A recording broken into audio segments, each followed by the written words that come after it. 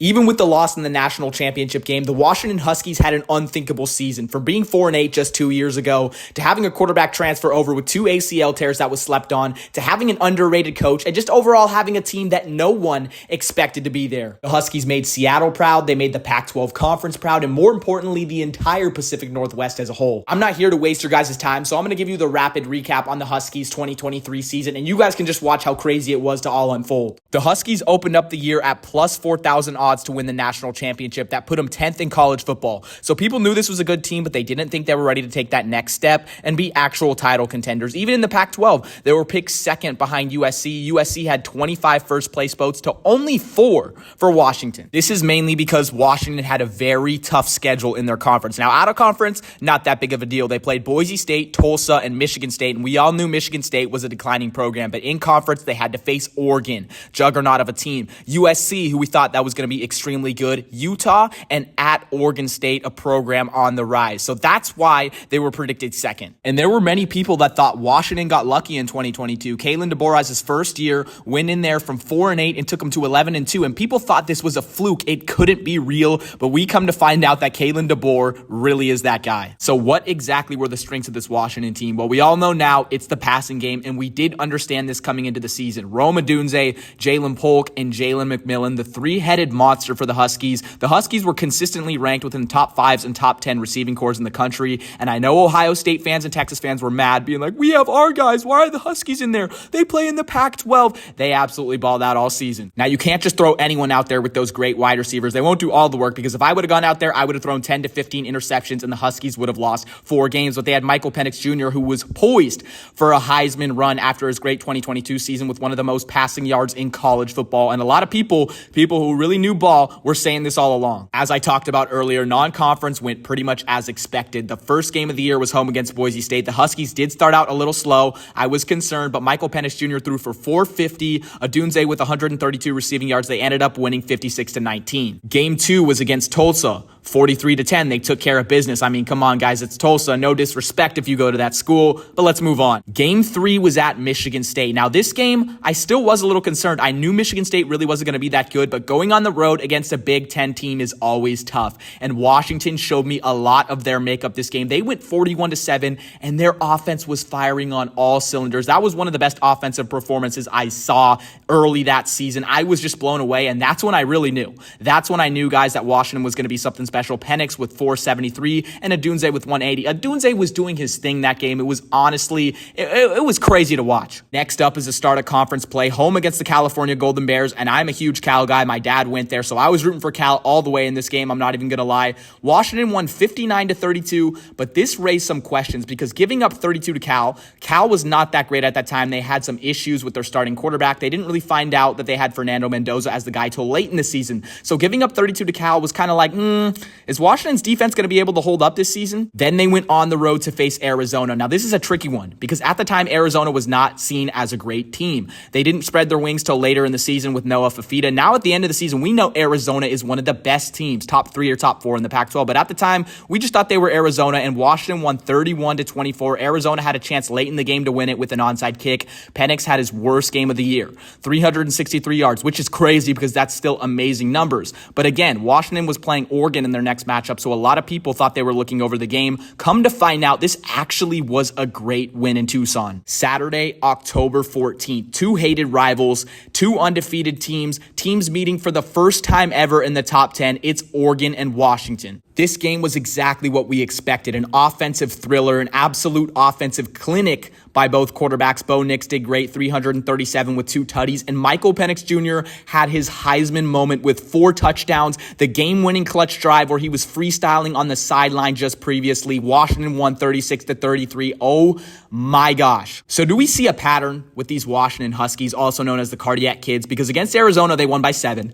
Then against Oregon, they won by 3. Then they come back the very next week against Arizona State at home, an Arizona State team that's rebuilding. They are not good. And they win 15-7? What? That offense scored 15 points? I said earlier that Penix had his worst game against Arizona. No, he didn't. It was against Arizona State. What just happened? In the ensuing week, they went down to the Farm to play Stanford. Now, this is probably the easiest part of their schedule against Arizona State and against Stanford. Wow, they can finally breathe between all those tough Pac-12 opponents, and they win 42-33. It was another close game. Things are actually getting weird for Washington, but again, they have USC on the road next week, so maybe they're looking forward to that game. This one was must-see TV. Washington at USC. Michael Penix versus Caleb Williams. This game was on ABC at 4:30. Fowler and Herbstreit. Oh my gosh, I was just bathing in it. I haven't talked about running back Dylan Johnson yet, but this guy massacred the USC defense with 256 yards and a 52-42 win. That guy, I don't even know what I was watching that game. I have no clue what I was watching. That was insane.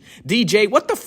Shit, I almost swear to my video. Then they played at home against a number 18 Utah team, but this was not a typical Kyle Whittingham Utah. They were without Cam Rising all year, and that really hurt. I think Utah would have been one of the best in the Pac-12 if they had him. They didn't. But you guys get him for another year next year, so Utes fans, it's all right. But guess what? Utah had a pig farmer at quarterback. Yes, I'm serious, guys. Bryson Barnes, the pig farmer, he scored 28 against the Huskies. The Huskies ended up winning 35-28, but still, I'm wondering, is this team good at the time? I'm serious. How do they keep winning these close games? This is just unbelievable. Saturday, November 18th, a very fateful day. This one hits very close to home. Number 5, Washington, traveled to Corvallis, the best college town in the Pac-12, to face the number 11 Oregon State Beavers.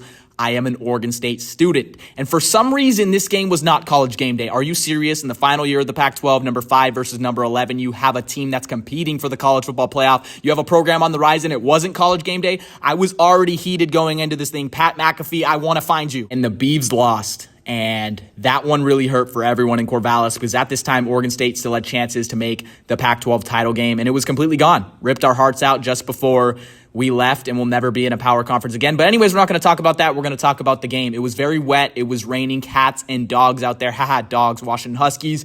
You get the pun. But this gave an advantage to the Beavers because the Beavers like to run the ball with Damian Martinez, and that slowed down the Washington Huskies offense a little. But it was not enough to slow down Penix and Odunze. Penix had 2 touchdowns. Odunze did his thing, 106 yards, and the Beavers came up so close. And it was a safety that was given up earlier in the game that caused the Huskies to win by 2 points. And to seal the game on a 3rd down, the Washington Huskies went to a fade route to Rome Odunze from Michael Penix Jr. and just broke everyone's hearts in Corvallis. Was it the rain or was it the tears? But that was a great game for the Washington Huskies. They went on the road into a hostile environment and won. And my roommate said it himself best. He said it. He said if Washington can come into Corvallis and win this game, they can truly win the national championship. And here they are. Here they are, guys. So it was completely correct. Then came rivalry week. It was time to play Lil Bro. Sorry, Washington State. Sorry to you Coug fans. Sorry to my cousin Colton. You guys are Lil Bro. And we know what happens in rivalry games. Anything happens. It's always a close game. So while most of the country was watching Jalen Milroe pull some magic out of his back pocket against Auburn, we were tuned in for Washington State, and we saw some magic of their own in that game. They won on a game-winning field goal. A game-winning field goal against a Washington State team who wasn't even bowl eligible. Wow. The Huskies do it again. I had never seen a fan base so confident that they were going to beat a team that they had lost to earlier in the season until this, the rematch, the Pac-12 championship, Oregon and Washington. People in the comment section of my video were saying Oregon by 40, 52-14. The Ducks are going to roll them. The Ducks should have won the first time. Even Vegas had Oregon favored by 11.5, which was just ridiculous. It was free money. You could have bet the house on it. Y'all could have all got rich. Get rich fast. I told you guys what was going to happen, and it did. I did understand, though, what Oregon fans were saying. In the first matchup in Seattle, Oregon won the time of possession. They won the turnover battle. They won total yards and total first downs, and they still lost the game by some questionable coaching calls by why'd I say Mario Cristobal? Dan Lanning. Come on, guys. I'm stuck in 2020 for you guys right here.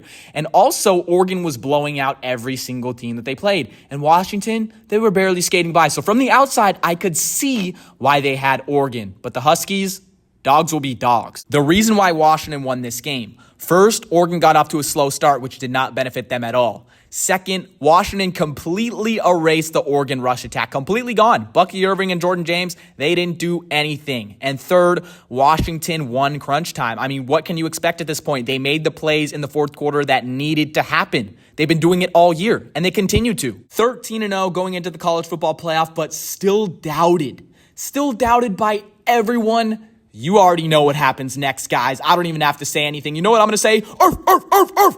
I'm going to bark for you.